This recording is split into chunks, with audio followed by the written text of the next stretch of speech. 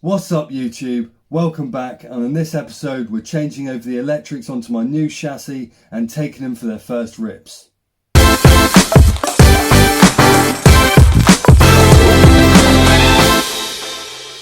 Now before we get into that, I just want to have a look at the difference between an almost stock, only slightly modified steering angle on my old chassis compared to the fantastic lock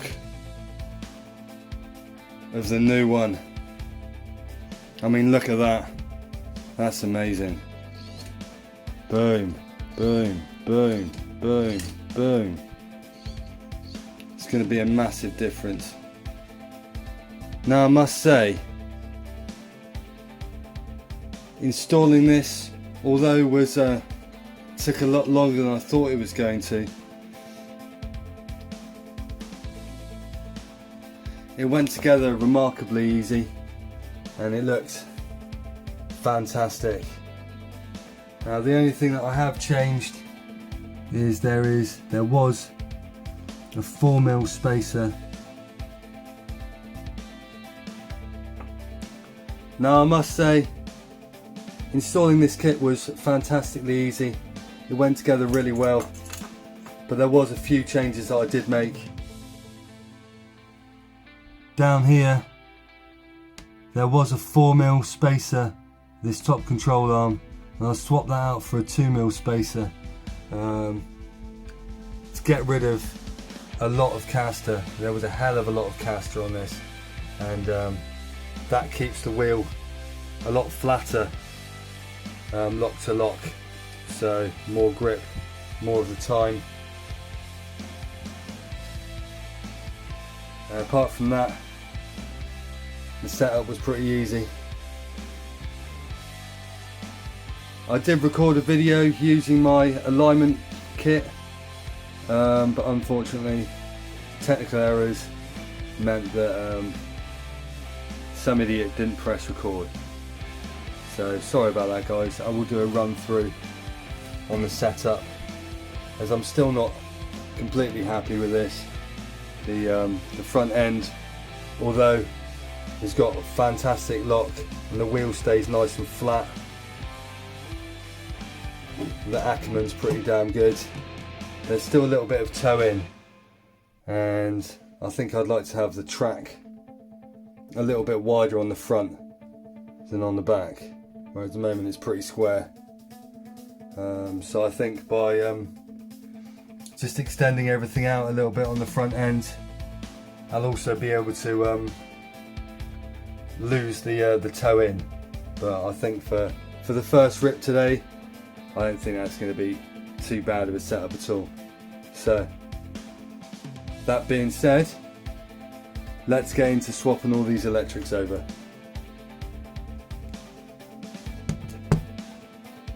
I am gathering parts for complete new electrics for my new chassis, but that's taking a little bit of time, and I'm trying to decide exactly what it is that I want. If you've got any recommendations, let me know, drop a comment down below. But for now I'm just going to use all this stuff just so I can get this thing up and running and see what the difference is, because I haven't driven anything with a decent amount of lock yet. So yeah, let's get into it. Start off with just going to drop the motor out the back. I'll tell you what, that's a lie. Just going to pull the battery out, put that to one side, and I'm just going to drop the motor out the back. 2 little screws, they both hold it in, and align it. So we'll be readjusting the synchro mesh on that as well. So easy to work on these things. Right, so that's the battery out. Just going to pull the sensor wire out just for ease. Now, I rewired all of this a little while ago and decided, because I knew I was going to be doing just this, and I wanted to play around with placement of everything, so I decided to use Velcro to hold everything together, so I could easily remove stuff. Now I do have a new receiver but for just ease of running everything, I'm not going to get into that today. I'm just going to use everything completely set up as it was on this one.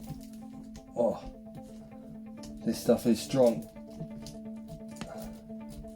Unfortunately, I'm going to have to remove this middle bit, but it does come off really nice and easy, which is good.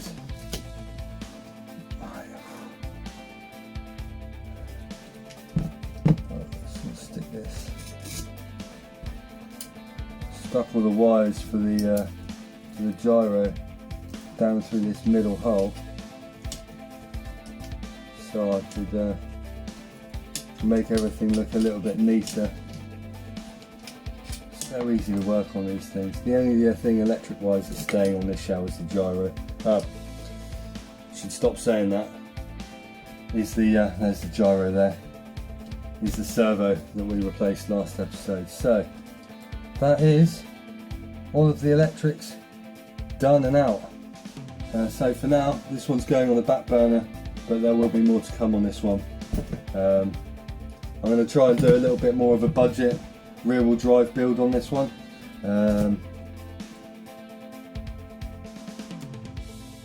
Because this one snowballed and got quite expensive quite quickly.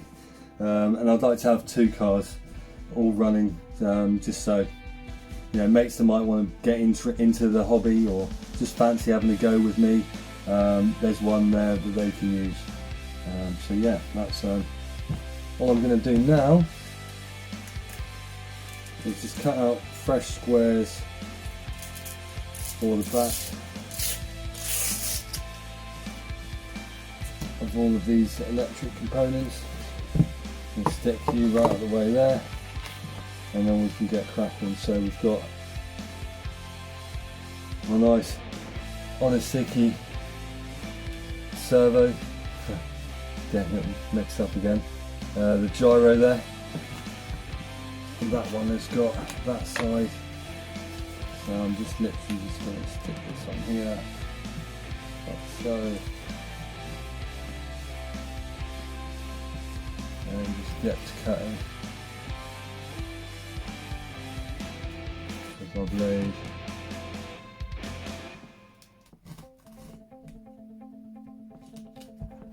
Right, that's one ready. And this one here is also this side. I think I'll just be able to use this off cut there. Lovely.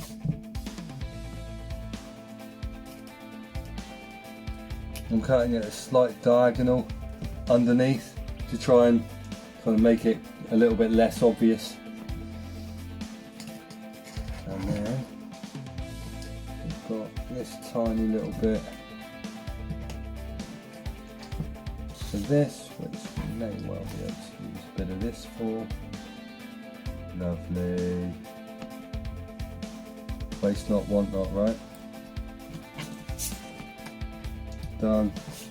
And then one big bit for the motor, for the ESC even.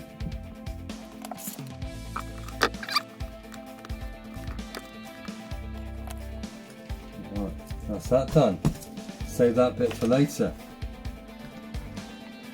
Cool, so now it's just a case of sticking everything back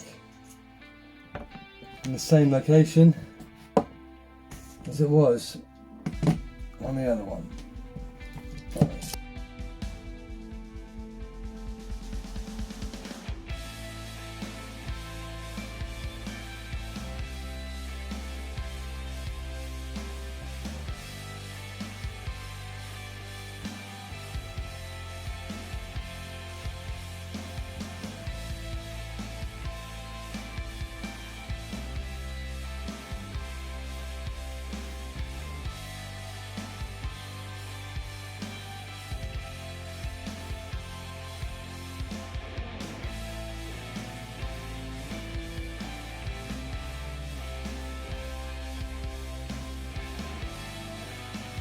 Oh, we're getting close. Right.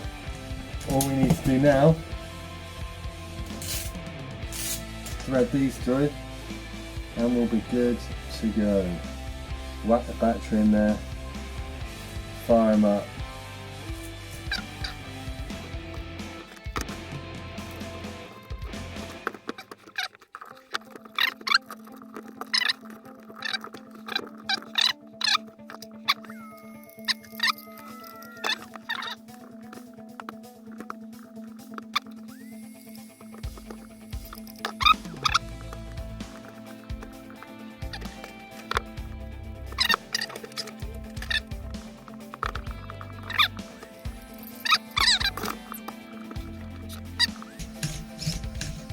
Alright, looks like we're ready to roll, so see you in a sec.